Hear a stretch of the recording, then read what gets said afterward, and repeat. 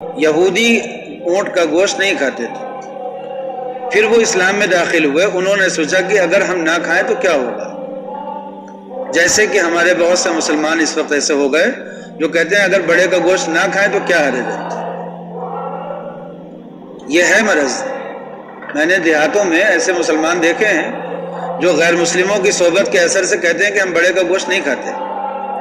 اگر ڈاکٹر نے منع کیا ہو علاج کے طور پر تو کچھ الگ بات ہے، لیکن اگر کھا سکتے ہوں اور وہ اس وجہ سے نہ کھائیں کہ اس میں جیو ہتیا ہے تو یہ غلط ہے۔ ابھی آپ کو ہم بتائیں، جب یہودیوں میں جو اسلام میں داخل ہوئے اور انہوں نے اونٹ کا گوشت کھانے سے منع کر دیا کہ ہم نہیں کھائیں گے اس لیے کہ اسلام میں کوئی فرض واجب تو ہے نہیں، تو اس پر آیت نازل ہوئی، اے ایمان والو داخل ہو جاؤ اسلام میں پورے پورے، یا ایھا الذین آمنوا ادخلوا فی السلم کافہ ولا تتبعوا خطوات الشیطان، اور شیطان کے نقش قدم پر مت چلو۔ یہ شیطان ہے جو تمہیں پچھلے مذہب سے جوڑے رکھنے کے لیے یہ سب راستے سکھا رہا ہے۔ تو جب کوئی آدمی کسی مذہب کو چھوڑ کر کے اسلام میں آ گیا، حق مذہب اس نے قبول کر لیا، تو اسے اس مذہب کی ہر بات کو قبول کرنا ہوگا۔ وہ یہ سوچے کہ کچھ وہاں کی بھی رکھیں اور کچھ یہاں کی بھی رکھیں، یہ دو راستہ جو ہے، دو ناؤ پر اپنے پاؤں رکھنے کی اجازت نہیں ہے اسلام میں۔ دو رخی نہیں کر سکتا اسلام میں آنے کے بعد۔ تو اس لیے اس مسئلے کو خوب سمجھیے گا کہ ہم نے جو ذات برادری کا اصول نکالا ہے کہاں سے لیا ہے؟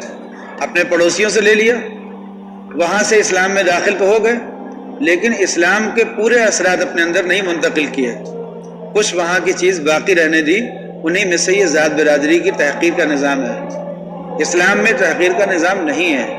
عرب میں جہاں اسلام حقیقت میں آیا پہلے سب سے، عرب میں اس وقت بھی کوئی آدمی کسی کو پیشے کی بنیاد پر تحقیر نہیں کرتا، اس وقت بھی نہیں کرتا۔ جو بڑا ہی ہوگا وہ جیسے ڈاکٹر اپنے نام کے ساتھ ڈاکٹر لکھتا ہے نا تاکہ لوگوں کو پتہ چلے کہ میں ڈاکٹر ہوں، اگر بیٹا انجینئر ہو جائے گا تو ڈاکٹر لکھ سکتا ہے؟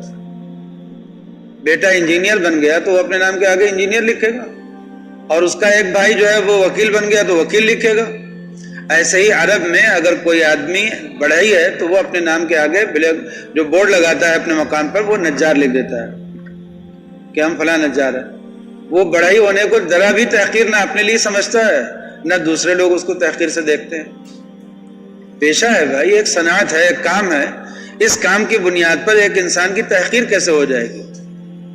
شمس الائمہ حلوانی کا قصہ ہم نے بتایا تھا، کتنے بڑے عالم تھے، حلوائی کے بیٹے تھے، لیکن حلوائی کا پیشہ کوئی برا ہوتا ہے کیا؟ کوئی تحقیر ہے؟ غیر مسلموں میں حلوائی ایک تحقیر کا پیشہ ہو سکتا ہے، لیکن اسلام میں تو حلوائی کوئی تحقیر کا پیشہ نہیں ہے۔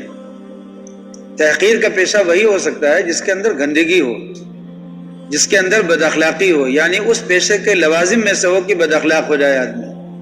جیسے نبی کریم صلی اللہ علیہ وسلم نے فرمایا کہ دیکھو ان جانوروں کے ساتھ اگر کوئی آدمی رہتا ہے تو اس کے اخلاق اچھے ہو جاتے ہیں، اور اگر ان جانوروں کے ساتھ کوئی رہتا ہے تو اس کے اخلاق میں خرابی آ جاتی ہے۔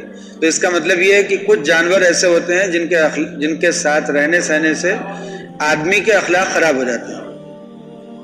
ایسے ہی اگر کوئی پیشہ بھی ہو کہ اس پیشے کو اختیار کرنے سے اخلاق میں کمی آتی ہو، گالی گلوچ کی عادت پڑ جائے، برا بھلا کہنے کی۔ اب ہمارے وہاں کولڈ اسٹور میں جتنے پلودار ہوتے ہیں جو مالڈ ہوتے ہیں یہ سب کے سب دارو پیتے ہیں، اگر ان کو سمجھایا جائے کہ مت پیو تو کہتے ہیں کہ نہ پیئیں تو کام کیسے کریں۔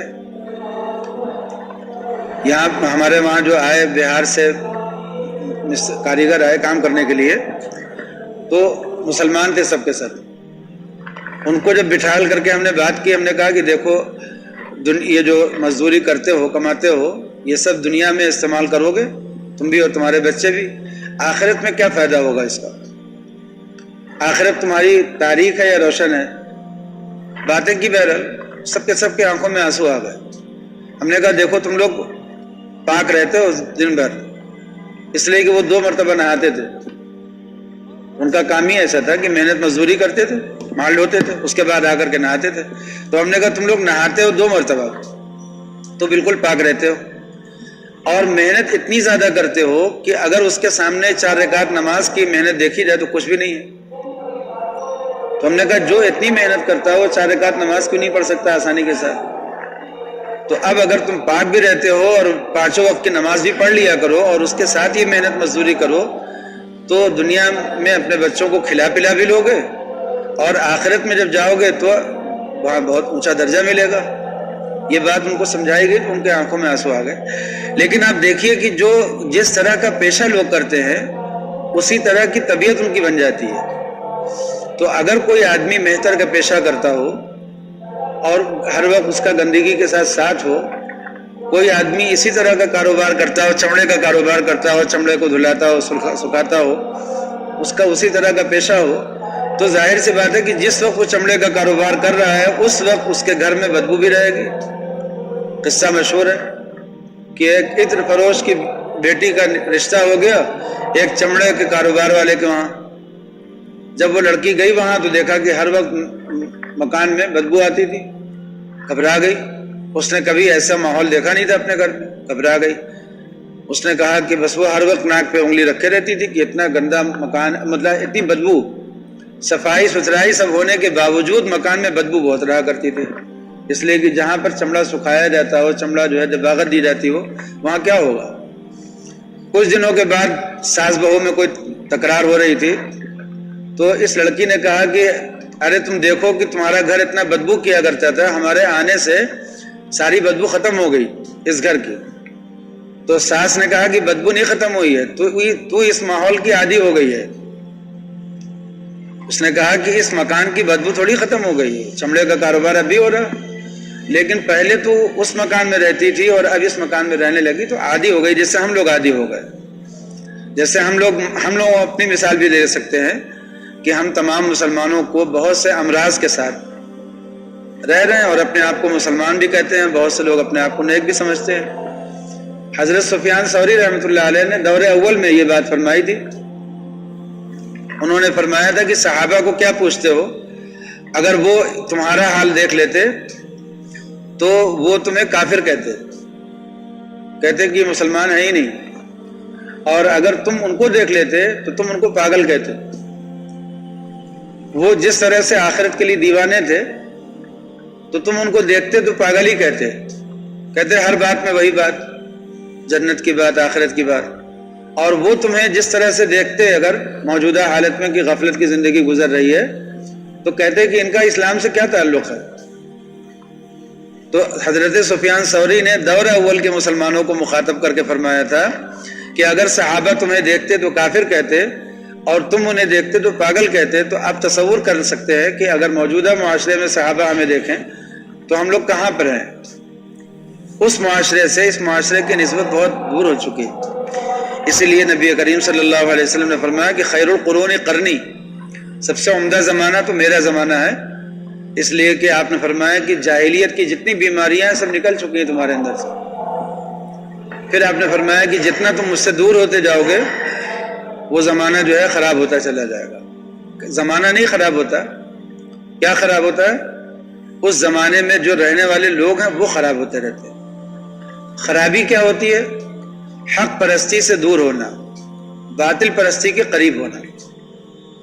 حق پرستی کیا ہوتی ہے؟ توحید اور آخرت اور رسالت، یہ حق پرستی ہے۔ باطل پرستی کیا ہے؟